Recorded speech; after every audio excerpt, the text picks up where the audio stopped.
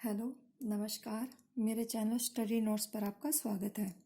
आज हम वैदिक काल के बारे में पढ़ेंगे।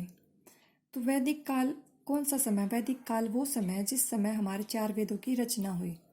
ऋग्वेद, सामवेद, यजुर्वेद और अथर्ववेद की रचना हुई। तो जो वैदिक काल है, इसका टाइम पीरियड जो है वो है 3500 वर्ष ईसा पूर्व। वैदिक काल को 2 भागों में विभाजित किया गया है, ऋग्वैदिक काल और उत्तर वैदिक काल। ऋग्वैदिक काल का जो टाइम पीरियड है वो है 1500 वर्ष ईसा पूर्व से 1000 वर्ष ईसा पूर्व, और जो उत्तर वैदिक काल है वो है 1000 वर्ष ईसा पूर्व से 600 वर्ष ईसा पूर्व। ये जो इनका विभाजन किया है, इनका टाइम पीरियड का, वो विभाजन किया है वेदों की रचना के आधार पर और जो समाज में परिवर्तन हुआ उनके आधार पर। तो ऋग्वेद काल, इसके नाम से ही पता चल रहा है कि ये ऋग्वेद, इस समय ऋग्वेद की रचना की गई थी। और जो उत्तर वैदिक काल है, इसमें अन्य 3 वेदों की रचना की गई और इसीलिए उनको उत्तर वैदिक ग्रंथ भी उत्तर वैदिक वेद भी कहा जाता है। तो ऋग्वैदिक काल के बारे में हम सबसे पहले पढ़ेंगे। ऋग्वेद काल, जो ऋग्वेद है, इसकी रचना 3500 वर्ष ईसा पूर्व हुई।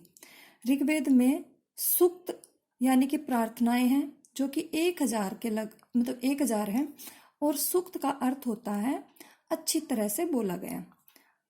और जो ये स्तुति की गई है, ये प्रार्थनाएं की गई हैं, ये किन किन के लिए की गई है? देवी देवताओं के लिए की गई है, नदियों, मवेशियों, संतान प्राप्ति यानी कि खासकर पुत्र प्राप्ति के लिए, और घोड़ों की प्राप्ति के लिए। ये प्रार्थनाएं हमें ऋग्वेद में मिलती हैं। तो जो देवी देवताओं की स्तुति की गई है, उनमें से मुख्य देवता 3 थे, जिनमें से मुख्य हैं अग्नि, इंद्र और सोम। अग्नि आग का देवता, इंद्र को युद्ध का देवता कहा, और सोम एक खास तरह का पौधा है जो किसी तरह का पेय बनाने के लिए उपयोग किया जाता था। अब है कि प्रार्थनाओं की रचना किन्होंने की? जो प्रार्थनाएं थी, इनकी रचना ऋषियों द्वारा की गई, और स्त्री पुरुष दोनों ही उसमें इन्वॉल्व थे, दोनों ने ही मिलकर इनकी रचना की है। जो ऋग्वेद की रचना भाषा है, ऋग्वेद की जो भाषा है वो है प्राक वैदिक संस्कृत, और जो हम नॉर्मली पढ़ते हैं किताबों में वो लौकिक संस्कृत है। ये दोनों अलग हैं। जो नदियां हैं जिनका वर्णन हमें ऋग्वेद में मिलता है, तो उसमें कुछ सूक्त संवाद सूक्त के अंश मिले हैं। जो विश्वामित्र व नदियों के रूप में पूजित नदियां व्यास व सतलुज, इनका वार्तालाप सूक्त के अंश में हमें मिला है। तो जो नदियों का वर्णन हमें ऋग्वेद में मिला है, वो कौन कौन सी नदियां हैं? वो है सरस्वती, व्यास और सतलज।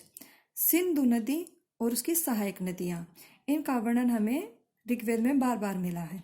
लेकिन जो गंगा और यमुना नदी है, इसका वर्णन केवल एक ही बार मिलता है।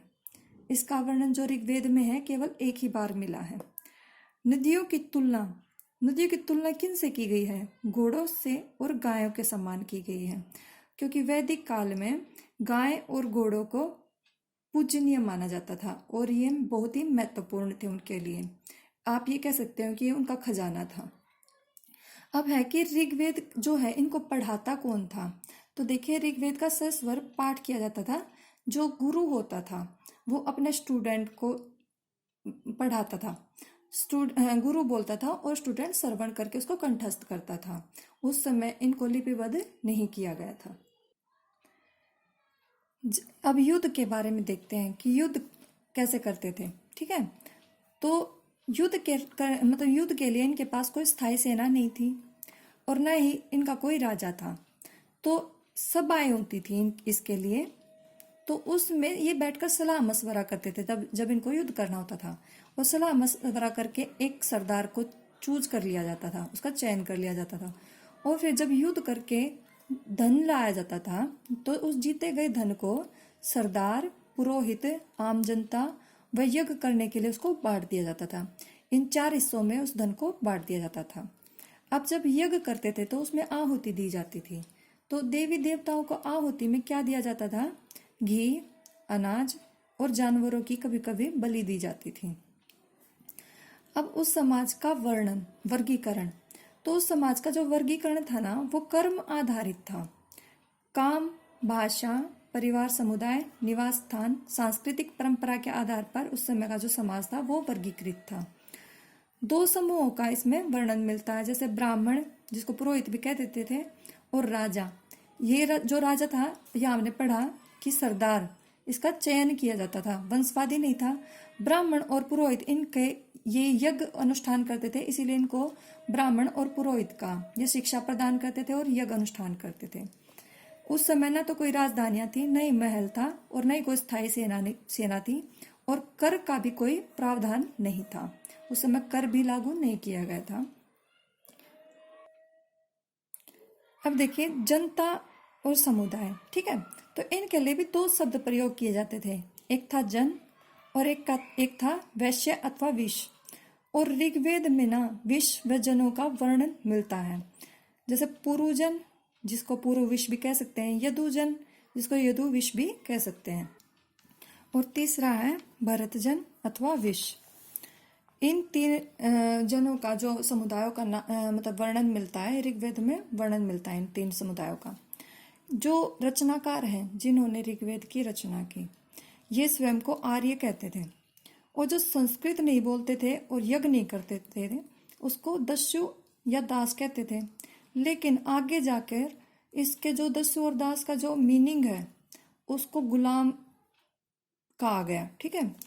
तो ये आगे जाकर इसका अर्थ परिवर्तन हुआ, लेकिन वैदिक काल में जो दस्यु और दास का प्रयोग किया गया वो संस्कृत और जो यज्ञ नहीं करते थे उनके लिए किया गया है, और बाद में जाकर युद्ध में जिन लोगों को बंदी बना लिया जाता था उसको किया गया।